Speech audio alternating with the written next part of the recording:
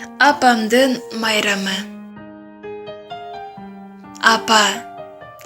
Апа сен жөнүндө эмне жазсам, ааламдагы асыл сөздү азыр тапсам. Ардактаган өмүрдөгү уул кызыңдын жүрөгүндө болгон сырын төгүп айтсам. Билем апа, жана дагы биле берем, сагарнап сөздөрдү тере берем, күлүп жайнап бешенемде сен барыңда баасы бийик бакытка жете берем.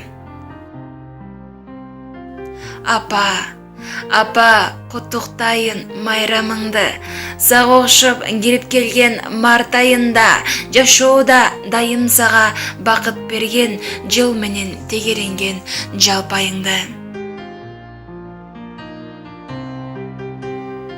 Асманың дайым ак болсун, балдарың сага шак болсун, өмүрдү бирге өткөрчү ата кем жүрүп так болсун.